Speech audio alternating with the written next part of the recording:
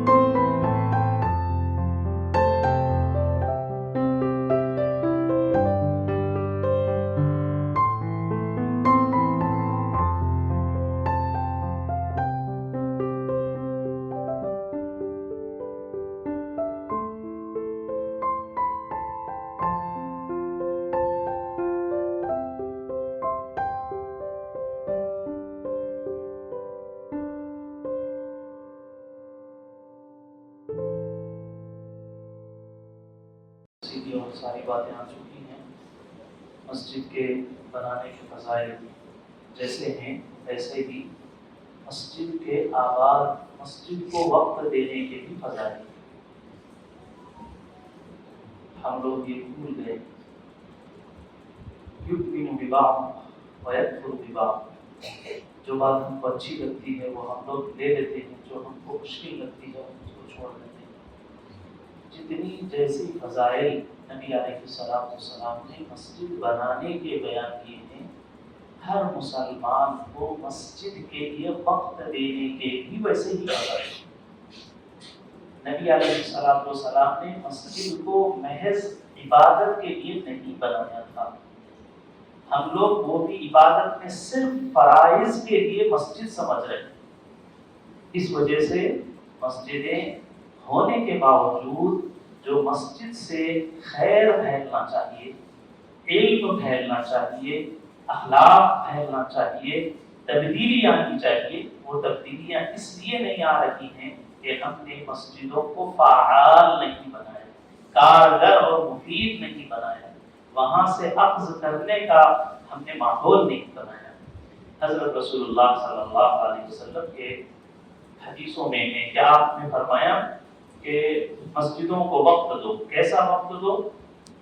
وَإِنَّ لِلْمَسَاجِدِ أَوْتَادًا.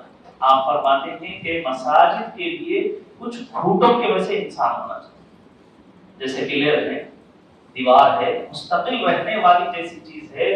مسجد آباد ہوتی ہے ان لوگوں سے جو مسجدوں کو مستقل وقت دینے والے ہیں. آپ نے ان کے فضائل فرمائے. جو لوگ مسجدوں کو زیادہ وقت دیتے ہیں والملائکۃ جلساء، اب ان کے دوست وہ ان کے فرشتے ہو جاتے ہیں. ان کے رشتہ دار دوست نہیں ہیں، ان کے رشتہ دار اور ان کے سب کچھ ان کے فرشتے بن جاتے ہیں. اگر وہ کہیں چلے جاتے ہیں افتقدوہم، فرشتے ان کو ڈھونڈنے لگتے. کیا ہوا بھائی فلاں صاحب نہیں ہے جو مستقل مسجد کے رہنے والے تھے. تو اگر وہ مسجد میں نہیں آ سکے کسی حاجت کی وجہ سے، کسی ضرورت کی وجہ سے، یا کسی بیماری کی وجہ سے، فرشتے اس کو ڈھونڈنے لگتے. بیمار ہو جائیں تو عیادت کرتے ہیں. اور وَإِن كَانُوا فِي حَاجَةٍ أَعَانُوهُمْ، جو مسجد میں زیادہ وقت دینے والے ہوتے ہیں، اگر وہ مسجد سے کسی کام کے لیے جاتے ہیں، فرشتے ان کی مدد کرنے کے لیے آتے ہیں. تو اس لیے میرے بھائیوں بہت مبارکباد ہے ان لوگوں کے لیے جنہوں نے اس مسجد کو بنایا اور اس سلسلے میں اس کو تعاون کی. ایسے ہی جیسے بنانے کا کی فضیلت ہے، ایسے ہی اس سے زیادہ فضیلت مسجدوں کو وقت دینے کی. آپ سب سے آج اپیل ہے کہ آپ مسجدوں کو وقت دیں گے. اور آپ صلی اللہ علیہ وسلم کی مسجد نبوی کے جو اعمال تھے، جتنا ہمارا قبلہ مسجد کے اعمال کے اعتبار سے مسجد نبوی کے نہج پر ہوگا، اتنا زیادہ خیر مسجدوں سے پھیلے گا. حضرت رسول اللہ صلی اللہ علیہ وسلم کی مسجد کا نمونہ کیا تھا؟ حضرت صلی اللہ علیہ وسلم کی مسجدوں میں بنیادی طور پر 3 کام کے لیے محنتیں ہوتی تھیں. ایک مسجد عبادت کے لیے، فرائض کے لیے بھی، نوافل کے لیے.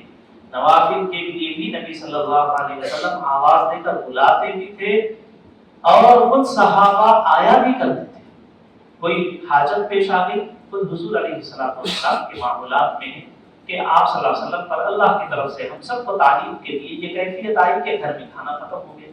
یقیناً ہمارے سرکار کا مقام یہ ہے کہ دعا کرتے جنت میں دسترخوان اتر جاتا، لیکن ہم جیسوں کی تعلیم کے لیے نبی صلی اللہ علیہ وسلم گھر گئے اور پوچھے کہ گھر میں کھانے کے لیے کوئی چیز ہے؟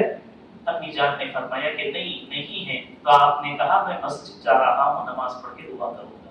یہ ہم سب کے لیے تعلیم تھی کہ اگر تم کو کوئی حاجت ہو تو تمہاری حاجتیں اور ضرورتیں پورے ہونے کی جگہ وہ مسجد ہے. ہمارے بزرگوں میں حضرت مولانا یوسف رحمۃ اللہ علیہ فرمایا کرتے تھے کہ دعوت و تبلیغ کی مبارک محنتوں کا پہلا قدم یہ ہے کہ امت مسجدوں سے ہونے کے یقین پر آ جائے. آج لوگوں کو عدالتوں سے ہونے، پولیس سے ہونے، ڈاکٹروں سے ہونے کا یقین ہے. ان سب سے ہٹا کر نبی صلی اللہ علیہ وسلم نے مسجد سے جوڑا تھا کہ تمہاری ساری دنیا اور آخرت کی ضرورتیں یہ مسجدوں سے پوری ہوں گی. تبھی تو ایک قرض میں ڈوبے ہوئے صحابی ہیں، پیسہ نہیں ہے، مسجد میں آ کر بیٹھ گئے ہیں. ہونا ہماری عقل تو یہ کہتی ہے کہ آپ کو قرض دینا ہے، کہیں کام کریے. آپ ڈے میں کر رہے ہیں، نائٹ ڈیوٹی جوائن کریے. ہم یہ کہیں گے کہ آپ کا کوئی رشتہ دار ہے اس سے مانگیے. ہم یہ کہیں گے کہ آپ کے کوئی دوست ہیں ان سے قرض لے لیجیے، ادا کیجیے. ہمارا تو یہ مشورہ ہوگا. لیکن نبی علیہ السلام نے اس طبقے کو یہ سکھایا اور سمجھایا تھا کہ تمہاری دنیا کی ہو آخرت کی حاجت اور ضرورت یہ مسجد سے پوری ہوگی. مسجد کو آؤ. قرض میں ڈوبے ہوئے صحابی ہیں، مسجد میں آئے اور نماز پڑھ کے دعا کر رہے ہیں.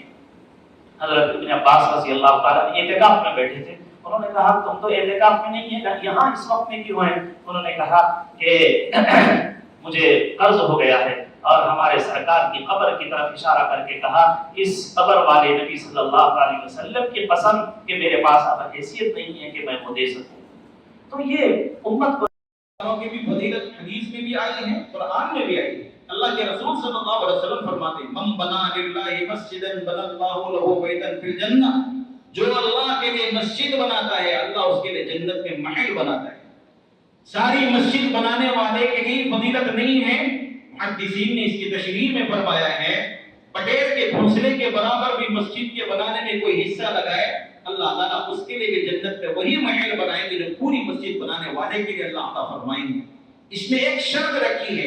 اللہ کے رسول نے فرمایا من بنا للہ مسجدا، اللہ کے لیے گھر بنائے مسجد اس کے لیے بنے گا جنت میں محل. اس کا سبب کیا ہے؟ آدمی نے تو ماشاءاللہ بہت پیسہ خرچ کیا، اربوں خربوں روپے لگایا، لیکن اپنے نام کی تختی اگر مسجد میں لگا دیا تو محدثین نے کہا یہ اللہ کے لیے مسجد نہیں ہوئی، اپنے نام کے لیے مسجد ہوگی.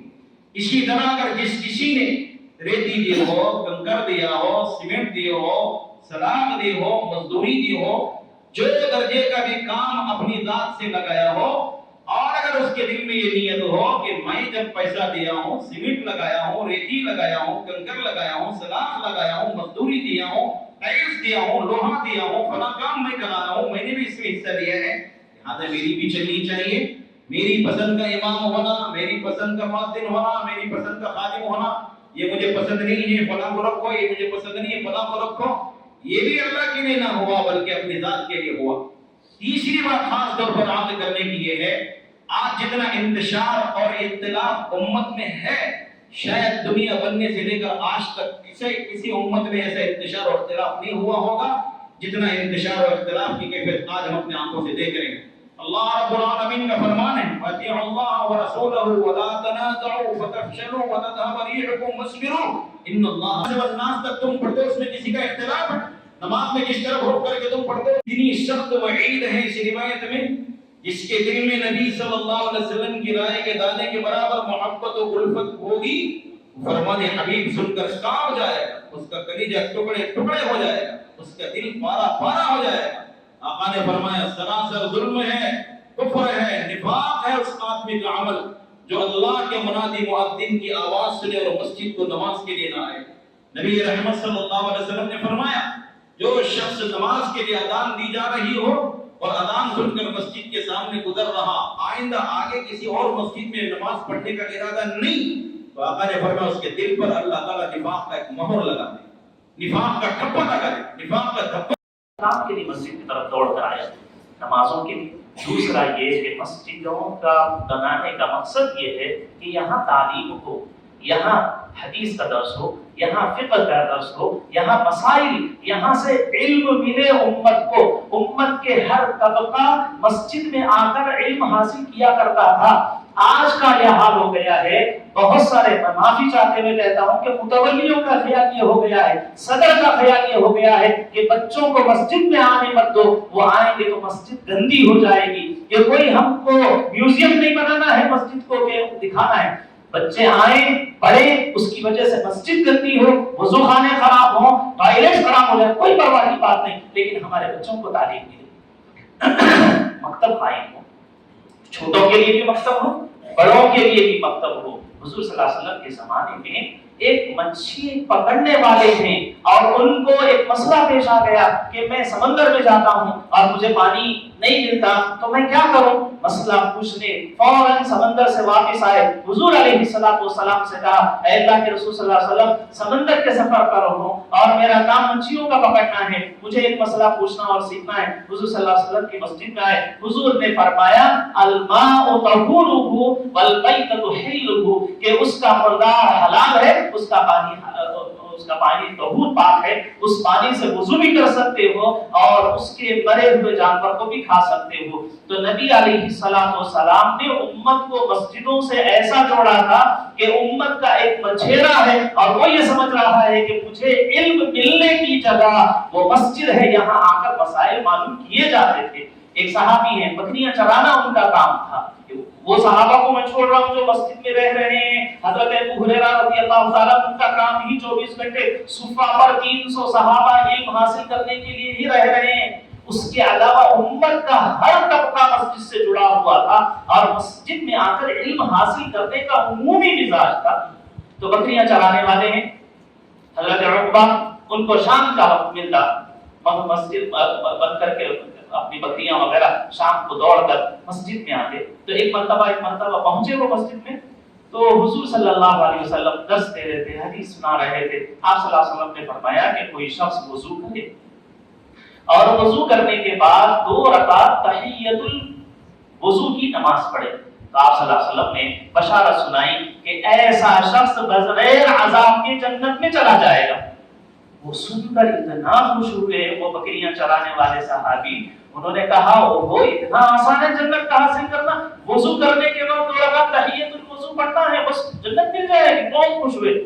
अंधेरे में सामने से किसी ने कहा कि उक़बा, इससे पहले वाली रिवायत इससे ज्यादा फजीलत वाली थी, अच्छी थी। उन्होंने कहा मैं तो अभी आया दर्स में, मुझसे थोड़ा सा हिस्सा मिस हो गया, छूट गया।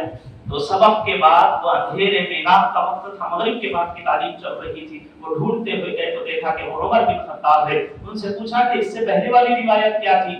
तो हजरत उमर बिन खत्ताब रज़ी अल्लाह ताला, आप अंदाजा लगाइए, बड़े बड़े सहाबा हैं, वो भी दरस हदीस में बैठे हुए हैं, एक मछेरे हैं वो भी दरस हदीस में हैं, एक बकरियों के चराने वाले हैं वो भी हदीस के दर्स में आ रहे हैं। और पूछा कि वो पहली वाली रिवायत क्या थी जो आप कह रहे बड़ी फजीलत वाली थी? तो हजरत उमर बिन खत्ताब रज़ी अल्लाह ताला ने कहा कि मेरे सरकार ने सुनाया कि जो शख्स वुजू करे और वुजू के बाद वुजू से फारिग होकर वुजू की दुआ पढ़े, अशहदु अल्ला इलाहा इल्लल्लाह व अशहदु अन्ना मुहम्मदर रसूलुल्लाह, अल्लाहुम्मा जअलनी मिनत तव्वाबीन वजअलनी मिनल मुतत्तहिरीन, ये दुआ पढ़े, हुजूर ने फरमाया उसके लिए जन्नत के 8 दरवाजे खोल दिए जाते हैं, 8 दरवाजे से उसको खुशामद कहा जाता है। उन्होंने सुनकर फरमाया कि इतनी बड़ी रिवायत, सिर्फ वुजू करना है, वुजू के बाद की दुआ पढ़ना है, जन्नत के 8 दरवाजे उसके लिए खुल जाते हैं। तो मेरे भाइयों, मैं ये कह रहा था, मस्जिदें सिर्फ इबादत के लिए नहीं है, हमने वो भी महदूद कर दिया है फराइज के लिए।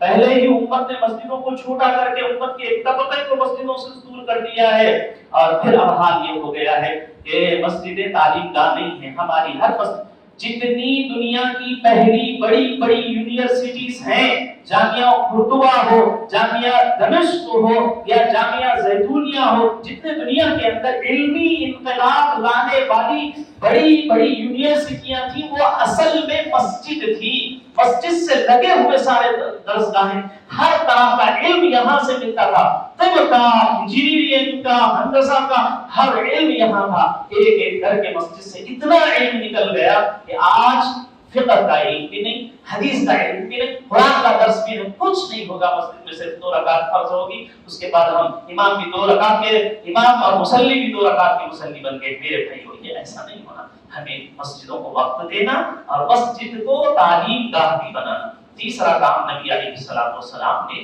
मस्जिद को ईमान के मजबूत होने की जगह बनाई थी। मस्जिद का माहौल ऐसा बना के रखा था हुजूर सल्लल्लाहु अलैहि वसल्लम ने, हत्ता के नॉन मुस्लिम को आने की ओपन इजाजत थी। उसके अलावा अगर कोई खतरनाक जिद्दी, बहुत ही हरदर्मी, इस्लाम मुखालिफ, तासुब पसंद शख्स है, उसको भी नबी सल्लल्लाहु अलैहि वसल्लम मस्जिद में बिठाते थे। उसामा बिन उसाल जो जिद्दी और हुजूर अलैहिस्सलाम से सख्त उस जमाने में नफरत करने वाले थे, पकड़ कर सहाबा लाए, चाहते आप इशारा कर देते, गोटी गोटी अलग हो जाती। हुजूर ने फरमाया कि नहीं, तो मस्जिद के माहौल को पिलर से बांधकर 3 दिन रखे। 3 दिन तक नबी सल्लल्लाहु अलैहि वसल्लम के मस्जिद का माहौल उन्होंने देखा। तीसरे दिन हुजूर ने फरमाया कि हाथ खोल दो, छोड़ दो, जाने दो। वो बाहर निकले, करीब के बाग में गए, गुस्ल किया, वापस आए और फरमाया अल्लाह के रसूल कलमा पढ़ाइए, इस्लाम में आना चाहता हूं। हुजूर ने फरमाया क्या बात है?